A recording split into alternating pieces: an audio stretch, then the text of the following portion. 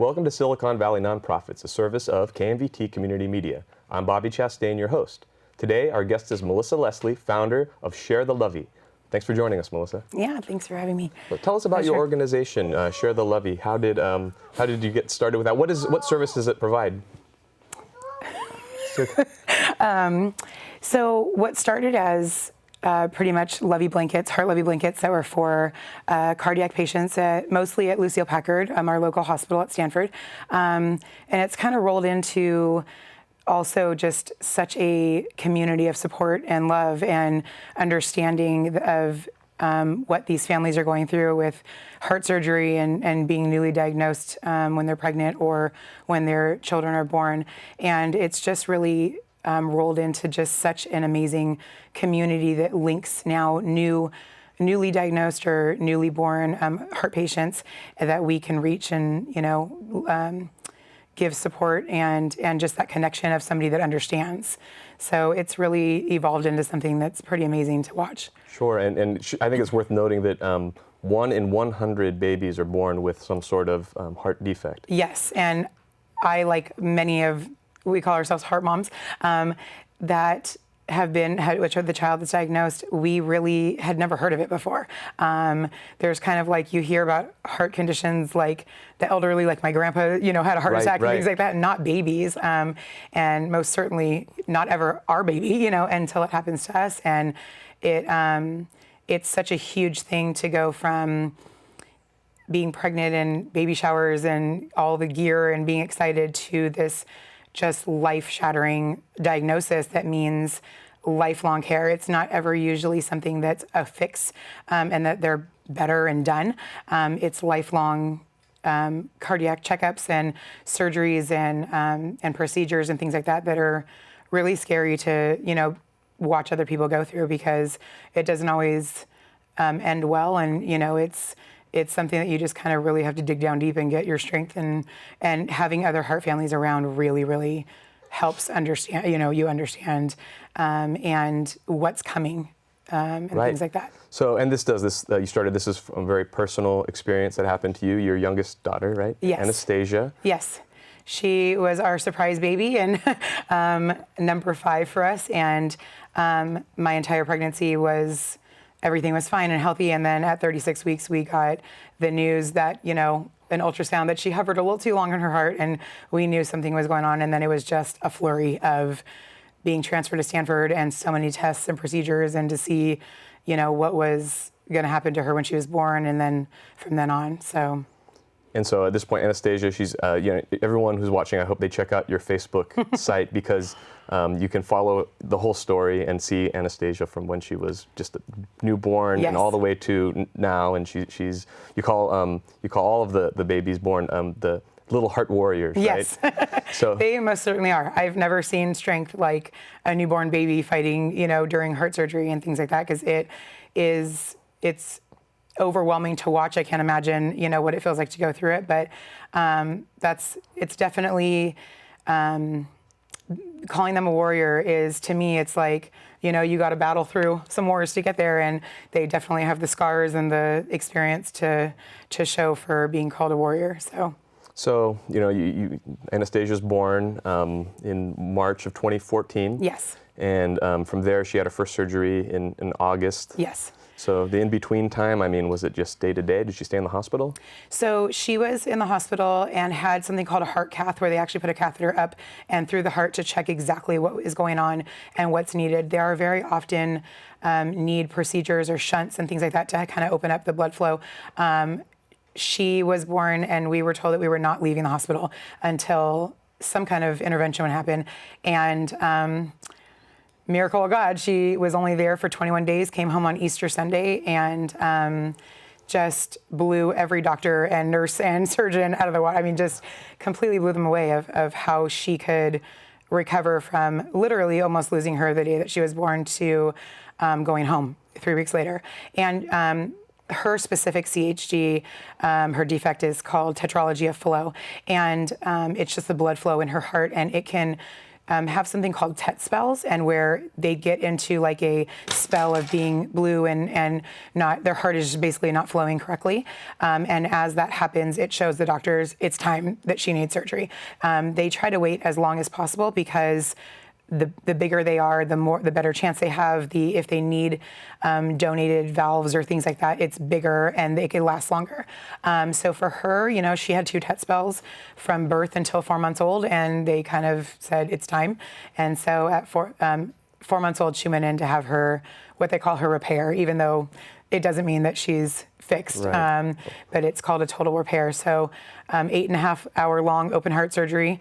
And at 4 months old, that's incredibly hard to watch them go through at any age, but sure. Being so little, it's... And it was around this time, and that was a success. Yes. And around this time, this is when these Lovey, the blankets, kind of came into play, correct? Yeah, so we came home from our surgery, and she recovered flawlessly. And we were home, and I was on a contest on a Facebook page, and the prize which she won was a Lovey blanket, and the owner of the company called Baby Jack Blankets, I contacted her and I said, oh my gosh, I'm so excited, and she has so many surgeries that this will be amazing to have in the hospital. And she excitedly said, oh, I'm going to send you the heart one then. And it came in the mail, and I took pictures with her to say thank you for it. And I literally sat there looking at it going, I wonder, I wish I had this during surgery, and I wonder if we could get people to donate these, for other heart babies, and we could drop them off, and the wheels were just spinning from then on, and it just turned into something pretty amazing. Yeah, right. So she has her surgery, you go through that, and then this is August, and you get the blanket, and it sort of represents like this comfort, and she really liked it. And then you said, hey, I don't have enough on my plate, I'm going to start a nonprofit. Pretty much. So what made you decide to take that step? So one of the biggest things, because everybody asks me that, how are you taking this on? Why would you do one more thing? And to be honest, I've always tried to teach my children to bless others during their own storm. And to me, that it has helped me in return have such connection to other heart families. So it's not, even just beneficial to them. It has really, really benefited me and my family emotionally. So I contacted the maker of the blankets, and we specifically designed this one to be a unisex heart Lovey. And I literally stayed up, I think, till 4 o'clock that morning because I was so excited, creating my website and getting a P.O. box and a phone number and all this stuff. And I didn't exactly know how this was going to go and come to light and be spread awareness for. But it's honestly through the word of mouth for other heart families that have been touched by this and getting one, that they will, tell me about it or refer other people. And so that's how it's kind of gotten to be where it is. Yeah, so it sounds like it's really also taking off, and you've built that community. How many Loveys have you given out now? We have delivered over 1,300, and that's just word of mouth and fundraisers and things like that, and people going online and donating to babies that they don't even know. Sometimes it's what we call an angel family, where their heart baby has passed away, and they want to donate in honor of their baby. Or literally just strangers that have nothing to do with the heart community that see this and go, whoa, I want to help and reach, a family. So it's from all over. It's really amazing to see that kindness be spread. So how do you get the funds for this? It's obviously an excellent cause. I'm sure anyone who sees the pictures of these babies is going to be moved to help in some way. Right. How do you, there's events, there's fundraising? So we do a huge one. So we have expanded to, at Christmas time, we bring a toy or two toys and a Lovey for every patient in the heart step-down unit and the ICU. And that, takes some funds to do that and to be able to deliver that and everything. And so we have people that are vendors, different companies that, they sell for, like home businesses and things like that. And we come together every year in around Christmas time, and we'll do a huge boutique, and every single vendor there will donate a portion of their sales, anything from 20 to 100% of their profits, and it just all goes towards Lovey purchases. And we'll have raffles where people can bring toys, new unwrapped toys in, and those go directly to these patients, in the hospital. I also do online auctions, which have been amazing because us heart families love anything that has to do with spreading awareness or heart, shirts and cups and things like that. And so the people that make these, which are often heart families themselves, they donate into our auction, and then we turn around and are able to buy Loveys directly for that. My family personally, we definitely donate, Loveys per year, and then just word of mouth, we'll post and say, hey, it's her heartiversary coming up, or it's Heart Week coming up. Who wants to help us, reach babies? And the support is outstanding. It's amazing, and a lot of it is, they watch her grow from, see these pictures of her surgery and remember the images from that, and then see her now laughing and playing, and and they want to contribute to making these families have a little bit of comfort or support during their stay. So, well, and I should say that Anastasia is here in the studio. She's been keeping herself entertained with some crayons or something. We're going to try to get her on here if she wants to come bring the Lovey. So maybe if you could. Anastasia, can you come bring us the Lovey? Come show us. They don't know. This is the little heart warrior, Anastasia. You want to sit on my lap?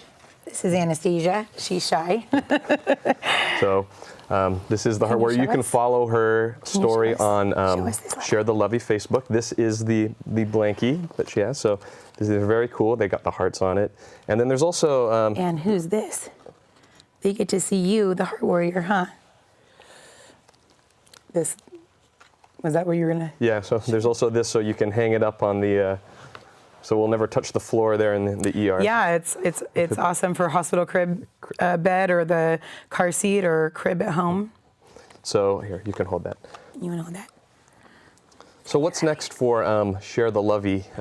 What sort of projects do you have planned for the future? Well, Heart Week is huge. We always go and deliver gifts and heart-related items and our Loveys there. My hope is just that, there's only so many Loveys that can be donated from, grandma and auntie and friends and things like that. And so one of the biggest things in spreading what we're doing is what we call CHD awareness. And it's become really huge for us to spread that awareness, because like I was telling you earlier, that a lot of these defects are not diagnosed in utero, and these simple tests can save these babies' lives. And so to spread awareness about heart defects and about that these exist, and hope to make sure that in the future people don't lose babies just because of diagnosis. What are you doing? Are you playing fetch? So before we wrap up, I want to make sure everyone knows how they can get involved. So your website? ShareTheLovey.com, and you can see babies that have gotten our blankets and her story, and how to donate Loveys. We're also really involved in Facebook, and we do our auctions on there and fundraisers and how to help in getting in touch with us. If you are a heart family that needs support and connection, we're always willing to talk and connect with specific diagnoses and things like that. Well, thank you both for sharing your incredible story. Yeah. And thank you for joining us. We'll see you next time on Silicon Valley Nonprofits. Easy.